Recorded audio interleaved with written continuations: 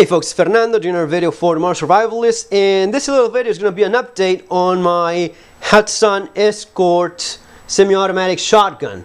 This was a little project of mine that I did a video about some time ago, and I was asked about how it turned out, how it was working, what's been my experience after some use. And with about 1,000 rounds through it, I can say that I'm very happy with this project. This started as an idea of mine of getting the cheapest yet reliable semi-automatic shotgun I could possibly get and put a cheap red dot on it, do my own backyard gun finish and see what I ended up with. So far, I really couldn't be happier with it. Yes, this shotgun is available in the American market. No, not with this barrel length. I think that in the United States, the Hatsan Escort semi-automatic has an 18 or 20 inch barrel. This is the 14-inch barrel version, 4+1 rounds. So yes, it's very nice and short. Yes, you have a low magazine capacity, but it compensates for being so handy and short. That's a nice thing that it has going for it. So I got the Hatsan Escort. These are made in Turkey, and sometimes people think that because of that they're a bad shotguns. They really are not. They have quite a good reputation across Europe, where they are fairly popular. Yes, they're quite popular actually, and they're good. They're solid, reliable shotguns. Sometimes I've seen these called the poor man's M4.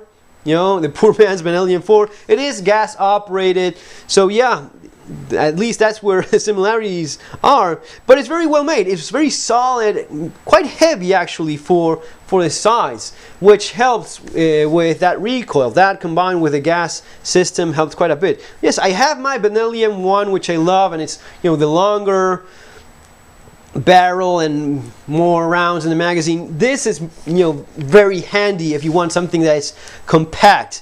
Keep in mind, you know, you are shooting these suckers right here, so you really don't need a ton of ammunition, because this is basically putting 9 rounds with one trigger pull on target, right?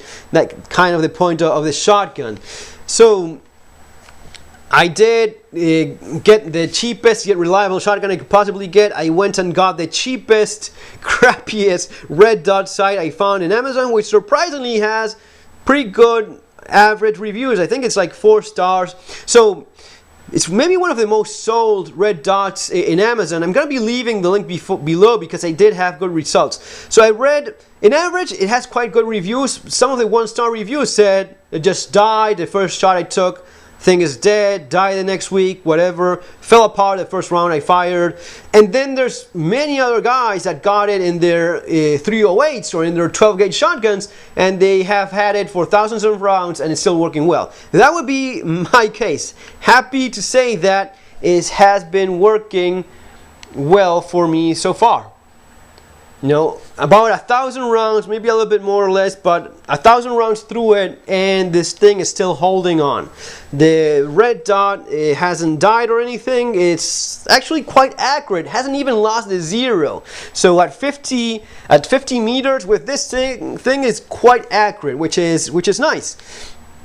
Once I got that and saw that this was holding on, one of the things that I did was put a few, actually several drops of super glue, because one of the reviews I read said that the glass fell off right away. Yes, it's not super solid. Guys, if you want to get your aim point right, go and get your aim point. Get one of these, pay the money that these things are worth, and you know, you have your aim point. Now if you want to maybe roll your dice and see if you are lucky like I did with this one, super happy with it because it's holding on. It's just what I wanted. I didn't want to spend twice the amount of money that the shotgun is worth on a red dot.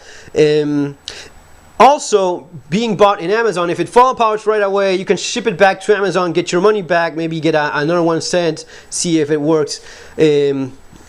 After that, I just made a, you know, just a spray-on paint, and that was it. So in terms of reliability, how well has this thing worked? I couldn't be happier with it. So in about 1,000 rounds, what I did was started with heavier loads, started moving my way back. The result is this: with anything heavier than 30 grains of weight, any shell, no matter if it's bird shot, slugs, buckshot, doesn't matter. If it's 30 grains of weight or heavier, it is 100% reliable. 500 rounds through it, 100% reliable even before cleaning it. When you start working your way down, I eventually got to a point where I started with 28 grains of weight. For a couple boxes or so, maybe I got 1 or 2 failures to fully eject. That's the nature of the beast. If you want more reliability, go with something else. But it's really not so much about the reliability of the shotgun itself. The thing is this: if you got your AR, right? If you have your AR and you start putting very light reloads in it, and messing up with the ammunition you're shooting, then you're very likely to have problems as well. That's the thing with shotguns. They have such a variety of ammunition that it's really impossible to get something that works well for absolutely everything, because eventually there's some kind of round that will not work effectively in a semi-automatic. But as long as it's 30 grains or heavier, it is 100%, and I mean 100%, not a single failure with anything heavier than 30 grains. That was really all I could hope for with this project. That's been my experience, and yes, I do recommend the Hatsan Escort. If you're looking for a budget semi-automatic shotgun, especially in one of these gun shows, if someone is selling it as crap, thinking, okay, I'm getting rid of this crappy Turkish shotgun that I have in stock, and you get it for a good price, I would absolutely give it a go. Of course, Benelli is, better brand, better in general. One of the criticisms is, as much as I like it, the downside would be that this thing is super sharp. The worst thing about this shotgun is reloading it, because it's so sharp. It has to be really, to have a better experience, this should be dehorned. Get rid with the sandpaper. All these sharp edges are just driving me mad. I had my finger torn to pieces just, because I wanted to put at least 1,000 rounds through it to see how happy I was with the results. But this chews your finger all day long. Maybe you're shooting just a few hundred rounds, not so much, but if you're shooting a lot, yes, better just pull this apart, stand this thing here all over. It's not so much the edge of the receiver, it's these two pieces here that are a nightmare.